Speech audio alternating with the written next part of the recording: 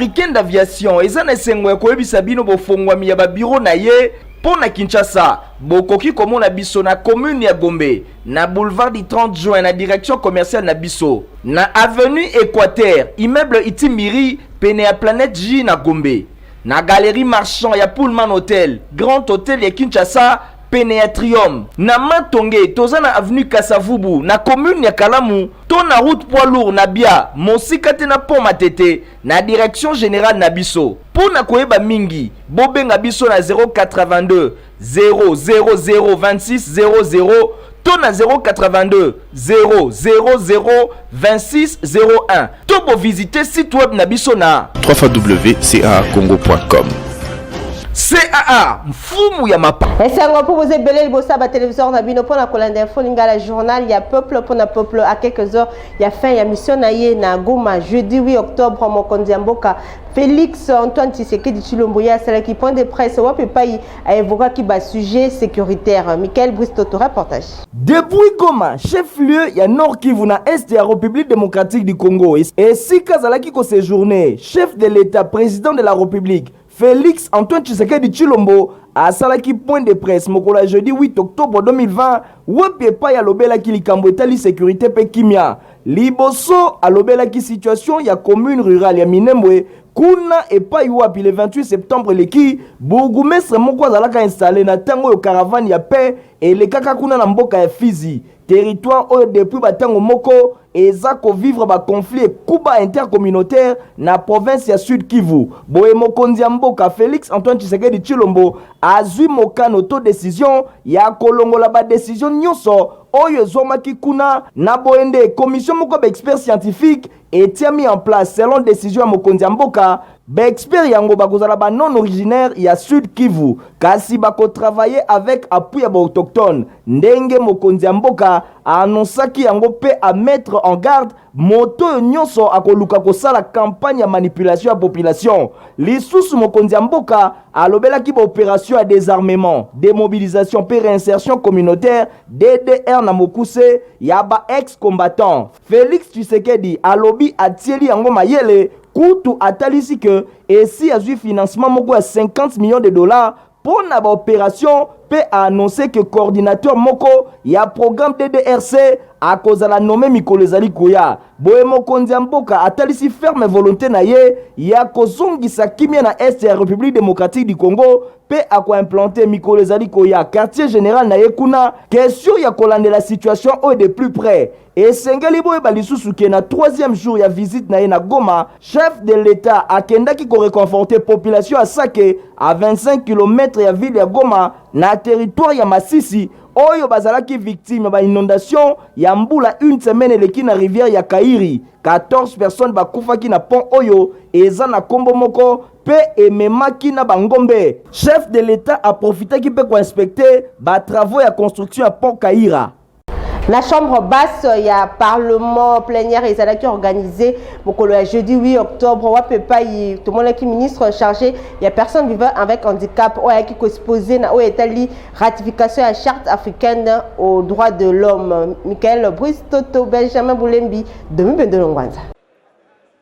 Jeudi 8 octobre 2020, ezalaki jour moko spécial pour 10 millions de Congolais vivant dans la République démocratique du Congo avec handicap, soit 13% de la population. En effet, projet de loi autorisant ratification et pas ya RDC, il y a protocole, il y a charte africaine, n'a pas droit à l'homme, il y a peuple relatif, il y a pas droit à personne. Ezalaki bongo déclaré recevable, peut renvoyer na commission mixte, il y a relations extérieures, il y a droit de l'homme, il y a PAJ, na niveau il y a Assemblée nationale. Yango ezalaki bongo présenté et pas il y a Irène Isambo, ministre délégué, il y a ba personne vivant avec handicap.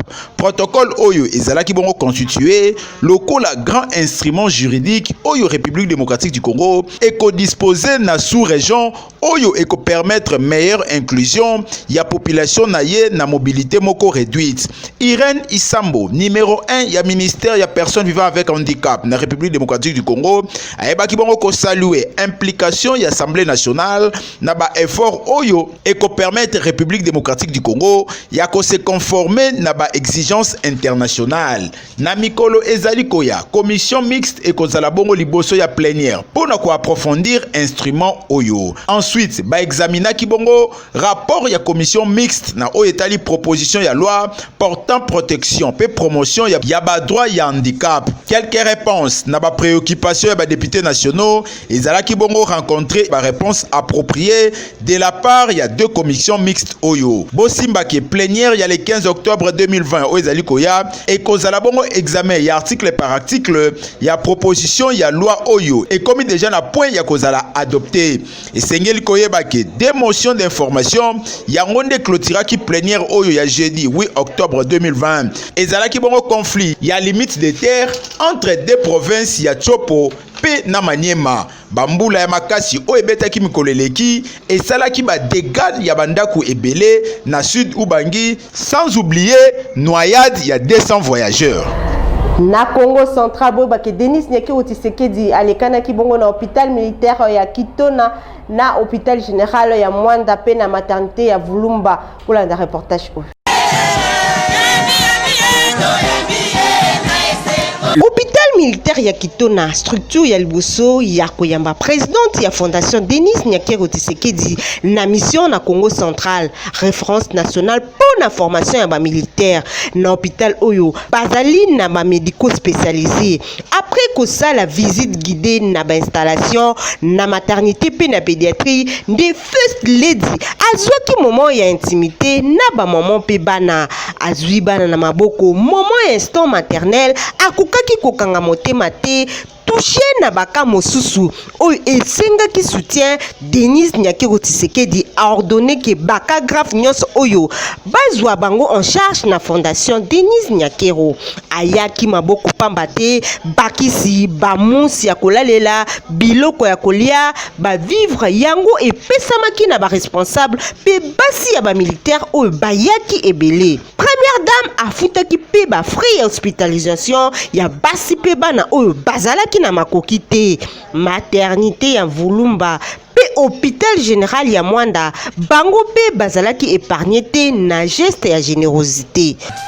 Bisika nyonso oyo présidente ya fondation Denis Nyakiro Tshisekedi azalaki koleka atiaki litoi pona koyoka ba malade surtout oyo bazali ba anémie SS azwaki petan ya kosolola na ba corps médicaux oyo bazali ko sauver ba vie na hôpital azwi direction ya Tibana epai o wapi akutanaki na ba mama oyo bazali spécialisé na transformation ya ba produits ya pêche. Bel exemple ya autonomisation oyo épouse ya chef de l'État azali ko encourager. Na ville ya Boma, Denis Nyakiro Tshisekedi ye asololaki na population pe ya participaki na séance ya ba jeune oyo basalaki cérémonie moko pe susu a participaki susu na remise ya ba certificat ya centre d'apprentissage professionnel ya Boma. Stéphane Skandi reportage. Boma, ville portuaire, katina yango cathédrale na beau milieu ya ville. Yango evivaki ba moment moko particulier ya kozela arrivé épouse chef de l'État oyo awutaki na Mwanda. Déjà avant tongo etana bana ya Boma bazalaki inondé na bâtiment administratif ya mairie. Baboma Krasien impatient pour ko rencontrer épouse ya chef de l'État. Denis Nyakiro Tshisekedi azui maloba na ko expliquer mission ya visite na ye tokoki kotanga ko appuyer ba femme paysanne ko soutenir ba malade pe formation médicale bakisa lisusu ko encourager éducation ya ba jeune azwaki lisusu ba doléance ya population a promettre bango ya ko remettre yango epai ya chef de l'État a participer ki lisusu na séance échange na ba jeune na thème importance et éducation pe lutte contre pratique néfaste na nzela na bango. Cérémonie oyo ezalaki organisée na NPF en collaboration na UNICEF. Par ici oyo ezalaki riche en émotions na oyo ba exposaki pe ba assistaki yango e permetaki na première dame azwa idée claire na oyo Baboma Krasien bazali confronté. Courage oyo e poussaki admiration. Denis Nyakiro Tshisekedi asengaki na bango balinga classe abetelaki bango masolo ya bourse excellence ya pe azali ko compter sur bango. koloba sexualité ezali sujet tabou pour na bane Congo. Yango bazali exposé na mariage précoce, grossesse indésirable, pe bongo na bongo. Centre d'apprentissage peu professionnel ya Boma. Pour la 4e édition, Bazoki Bongo 32 lauréats. Pour encourager religieuse Oyo à s'occuper de yango, Fondation Denis Nyakiro Tshisekedi et Pesaki ba machine à coudre, ba équipement informatique, produits esthétiques, Pelisusu, Fondation Denis Nyakiro Tshisekedi et Bosanaki hôpital général ya Bomate. Première dame a Pesaki ba personnel soignant pe ba malade, ba vivre na ba non vivre. Premier citoyen ya ville ya Congo central Atumatubwana a Zalaki penepene ya première dame Denis Nyakiro Tshisekedi na décence na ye na territoire ya Tchela. Héritier Mapindemi a Pesibinoba précision. Ezalaki na ngonga ya 17h ndi première dame Denis Nyakiro Tshisekedi akomaki na nsingini na territoire ya Mayombe na province ya Congo central. Sur place asinklinaki na mausolée ya fait président Joseph Kasavubu oyo azalaki premier président ya République démocratique du Congo. Avant aleka na centre de santé de référence ya Mimwanza oyo apesaki bakisi pe babiloko ya ndenge na ndenge. Après wana batu ebele bayaki pona koyamba ye. Asalaki bongo na nzela ya route nationale numéro 16 135 km mobimba kolongwa na Boma kino na territoire ya Tchela kuna na nsingini alekaki na bureau administratif ya territoire ya Tchela epai wapi batu ebele bazalaki wana pona koyoka message na ye na présence ya gouverneur ya province ya Congo central Atumatubwana Nkuluki.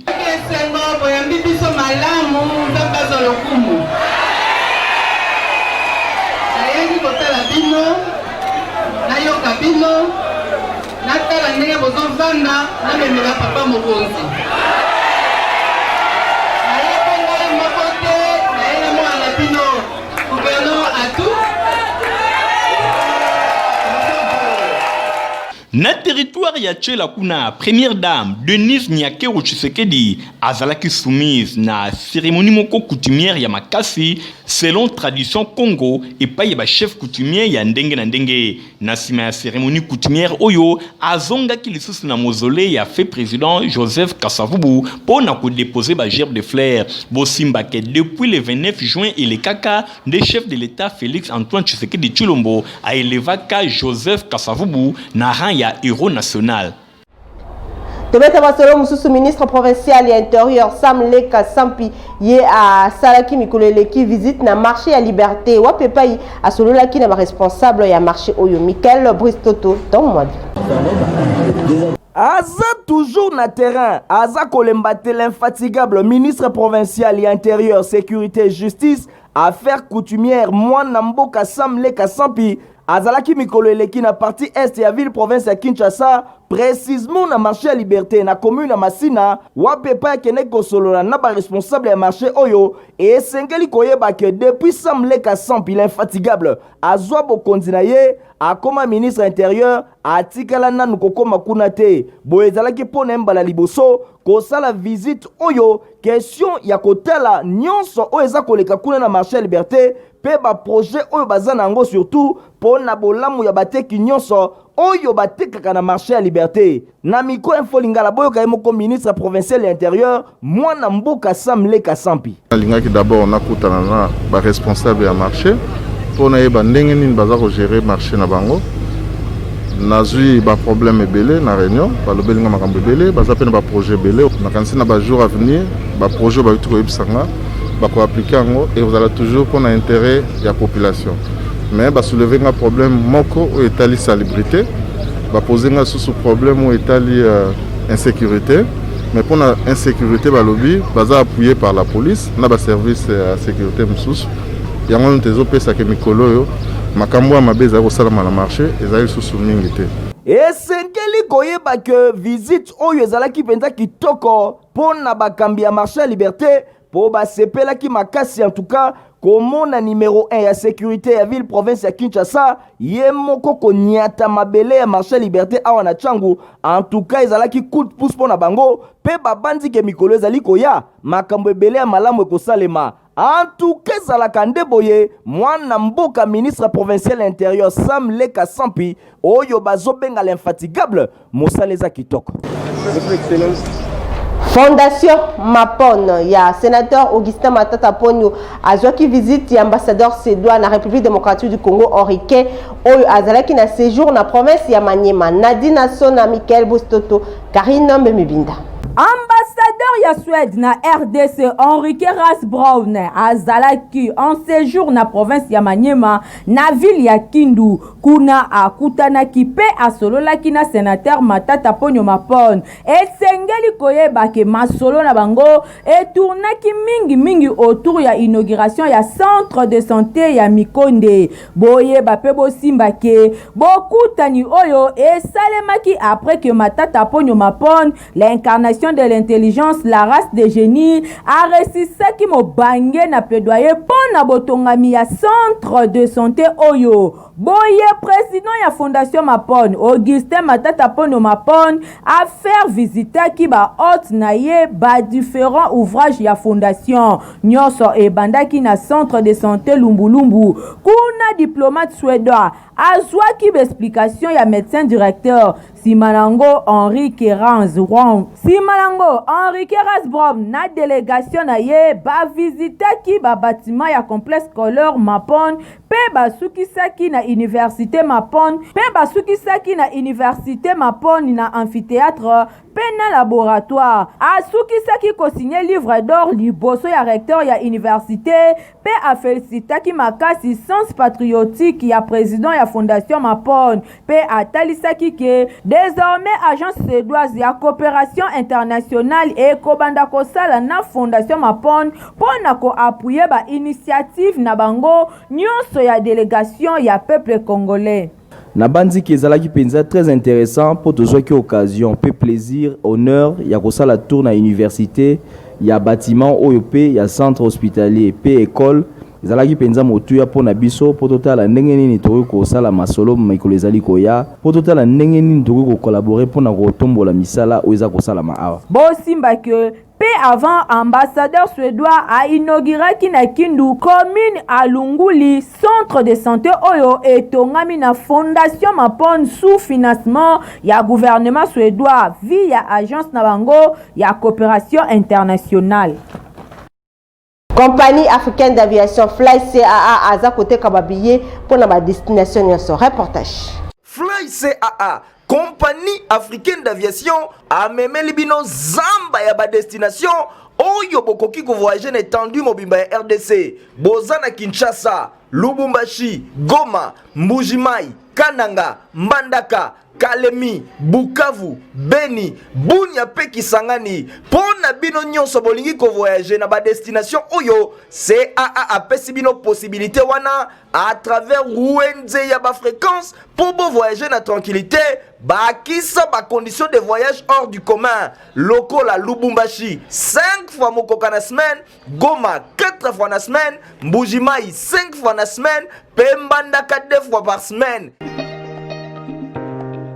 Na couloir ya région Bake Seiko ba na bokamemi ya représentant na yango Mohamed Djibril Mena basalaki mululu monene mokolo ya jeudi 8 octobre na salle de fête le réseau na commune ya Kasavubu Nadina Sona Fabrice Ndombi Francis Kanzalokoka. Bachute nyonso oyo basanganaka na communauté Itna en Charite du Congo Seiko na Mokuse basanganaki pona ko commémorer 40e anniversaire ya martyrisation ya Imam Hussein Haile Assalam oyo akufaka décapité to bakataka ekingo na année 11 na Égir ye akufaka injustement po atelemelaka injustice ye alingaka sembo boye au cours ya milulu oyo ba intervention ya ndenge na ndenge esalemaki boye Maola Youssouf Kembo ye atalisaki ke Shia esengeli a travailler avant da maboko ya kokangama te sima na ye Maolana Djibril Menaveko l'infatigable le représentant légal ya Seiko atalisaki ndenge nini 3e imam Hussein akufa kuna na Karbala alingaka injustice te sima atalisaki bizaleli nini shia esengeli azala nango après intervention na ye balekaki na moment ya kolela imam Hussein.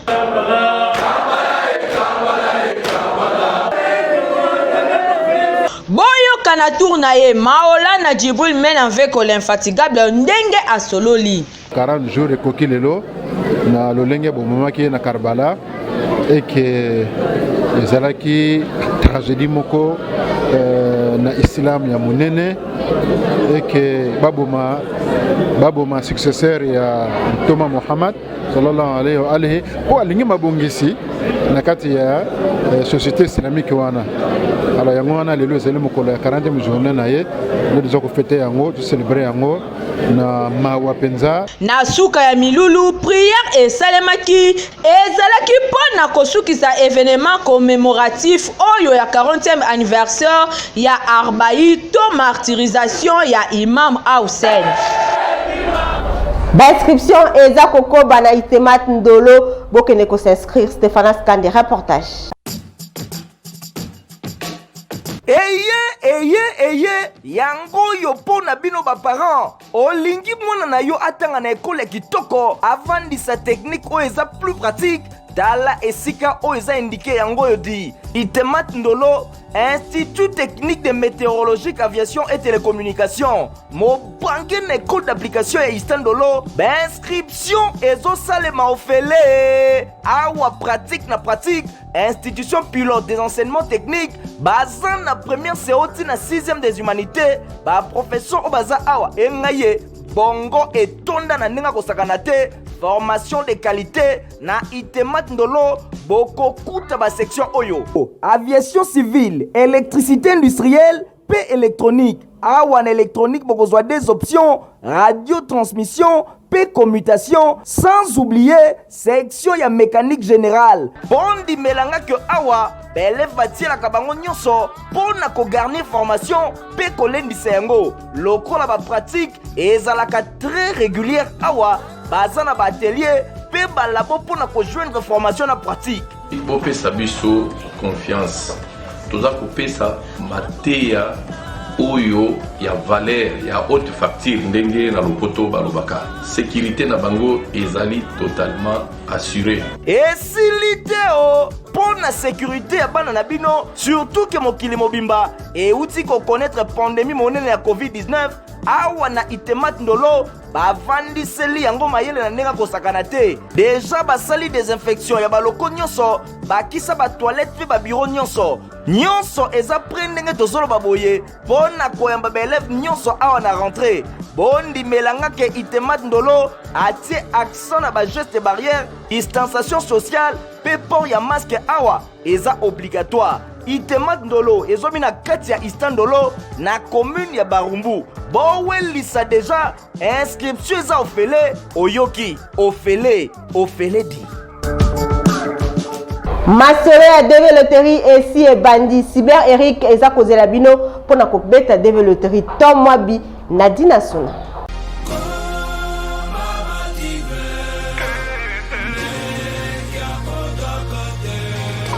Ndeko ya Kongo yoka loseba ebesi ye yambala oyo eza ya korate te boto na nganini GDV Loterie édition 2022 mundele esi afongoli masolo 17 octobre au 10 novembre 2020 kasi toyebisaki bino ke bisika nyonso eza ya kobeta te po okoya kosimba moto pamba awa na RDC esika babetaka baganyaka pe bakendaka ya solo eza kaka na Cyber Café Eric oyo efandisa professionnalisme pe crédibilité na ndenge ya nyama grâce ya leadership pe management ya patron nango le jeune lion le cordon Eric Mwamba bakiselaka ye mosungi ya bakongolais yoka lisusu eloko oyo awa na Cyber Eric soki obeti DV Loterie pe résultat ebimi ke ozwi tikana yebisa yo prise en charge très rassurée. Eric Mwamba akolandela yo ba démarche nyonso okozwa ata idée te. Oza na passeport, oza na difficulté à passeport. ozana makokite ya kobeta développer na yo bandeko pe bazali banda ya Kinshasa bo contacter nga directement na numéro na biso wana na WhatsApp na ko orienter bino ndenge nini bokoki kobeta développer même de loin est ça possible. Ah oui, 17 octobre à 18 novembre 2020 pour la développerie na Cyber Eric Zouaba adresse Oyo na 11e rue Limité industriel non ya INPP Luta lisusu bango na Victor en diagonale na district ya la police na ngambo ya arrêt Ngabwa point show agence Eric Mwamba ezwami lisusu na Kitambo magasin na changu pe ezali kaka na boulevard wana na Masina na entrée Kimbuta en face ya robot roulage okosama mingi kasi ya mbala oyo fongola miso pe yebisa bavoisin bino nyonso kaka na Cyber Eric po awa nde États-Unis ya sur okokende kolia mbala na yo na kimia nyonso tolobaki te tolobi Eric Mwamba le jeune lion wumela oyo nde ozali leader ya GDV Loterie.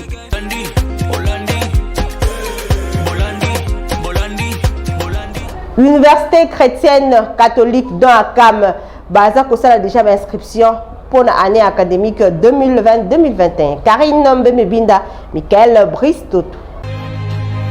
Moi na Congo institution ya mpifo oyo bozela zela na ba RDC oyo eye Université chrétienne catholique dans Akam UCC dans Akam na Mokuse et fongoli ba inscription pour l'année académique 2020-2021. Bondi melanga que awa na UCC do Akam bana babimaka bongo ekuba pe lenda pour UCC do Akam bango de leader de la pédagogie de la réussite awa bokokuta de vacations jour et soir avec na pointe ba faculté oyo sciences informatiques, faculté de sciences de la santé, faculté de droit, faculté économie et gestion, faculté de sciences de l'information et de la communication, des facultés de sciences sociales, administratives et politiques. Na UCC do Akam, basa les qui toko, environnement et formation qui toko, bibliothèque bien fournie, na ba livre pour na ba recherche qui toko, ba kisa mo bangé na salle informatique et l'enda pe qui toko.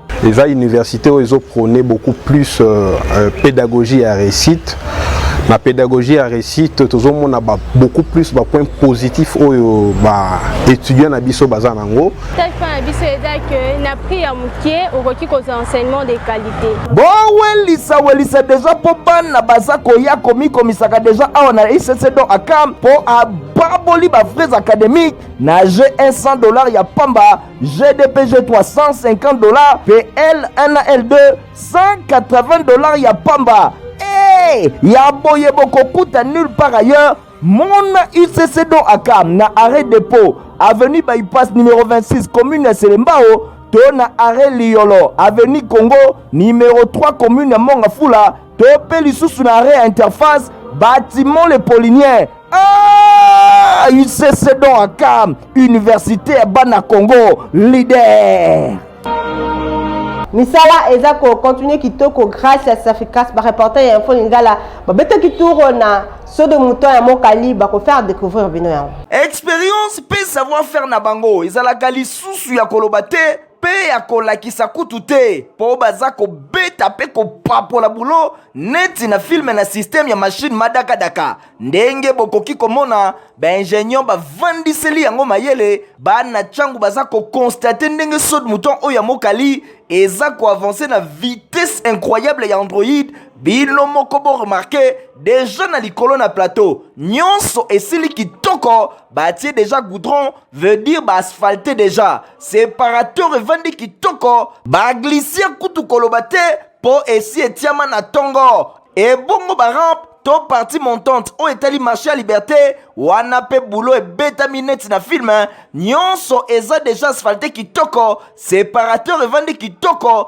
na mwatango moke kaka parti à rampe oyo etala aéroport eza kosila nyonso et bongo na se engaye pona kopesa déjà elengi na population balongoli parti à tol na se ya plateau tope na passerelle batu bakoki koleka pe kokatisa ngambo na ngambo ndenge bokoki komona kitoko en tout cas ndenge tozolo baboye ata eloko moko te ekoki kokanga esengo ya population oyo apandi tekene sengo yoka. Antuka bato sepeli bato ebele babande koloba lobo Fati Beton kangi makambo bato mito embouteillage boye na boye. Beto moni vasco Fati Beton asaleli biso nde musala. Tomoni sko point yango ebandi kokena kosila ezo faciliter biso antuka bana tiangu to sepeli neloko papa asali. Ekende vraiment liboso. Asaleli biso eloko a bien sali arme na point sila biso na tiangu. Ebisika mongo ya bien faciliter biso pona kokatisa atala mituka antuka to sepeli na Fati Beton na musalo asaleli. Sepeli na ngona makasi merci na pona na likaisasi ya osala biso be po bambouteillage koto moyen ezate moyen okaza kuta ezate mena ndenga sala eloko to sepeli na ngona makasi to sepeli na ngona makasi so mama to oteka na Pascal donc moyen okacha na biloko bo ezate me kwa batie boye to leka ngodo to bandoleka na biso na kimia mituka pe ezoleka na kimia embouteillage ezali sute donc moyen te kaka kito makasi donc to pesi Safricas longo na makasi na ndenga sali awasa musaki kitoko to sepeli na makasi fort da biso ya lo faciliter biso neloko ko wana pose sila peut faciliter pe bandeko mususu na nzela ya lekana po ndenge ezala ya kote ope bambouteillage ya ikilikili baaccident osala malikolo ya kokangama ya modele tomoni boye tosepeli fort mpona bambouteillage ezosila ya nde basali mpeza ida malamu so basiliseli biso yango boye tosepela makasi tofelicite meme na président topesa mpe na merci. Tango tolobaki que Safricas nzambe ya génie civil spécialiste ya saut de mouton bokanisaki tokosaki bilembo lelo elobi matondo accenti na tata mokonzi ya ekolo Wayambo. Le président de la République Félix Antoine Tshisekedi affectueusement appelé na lulendo nyonso na peuple congolais Fati Beton. Info Lingala commune à Souka, merci pour vos acquis pour la Kolanda Yango, héritier Mapindemi, accordana qui journal Oyo, Michael Boustoto, Benjamin Boulembi, Bazaki Bongo la rédaction, Tom Mwabinasi ma caméra, Fabrice Ndombi na montage. Au revoir. Compagnie africaine d'aviation, ezana sengwe ko ebisa bino bofongwa mi ya ba bureau na ye pona Kinshasa, bokoki komona biso na commune ya Gombe, na boulevard du 30 juin na direction commerciale na biso, na avenue Équateur, immeuble Itimiri, pene ya Planète J na Gombe, na galerie marchand ya Pullman Hotel, Grand Hotel ya Kinshasa, pene ya Triumph, na Matonge, toza na avenue Kasavubu, na commune ya Kalamu, to na route poids lourd na Bia, mosika te na pont Matete, na direction générale na biso. Pona koyeba mingi, bobenga biso na 082 000 26 00, to na 082 000 26 01. To bo visiter site web na biso na www.caacongo.com. CAA, mfumu ya mapa.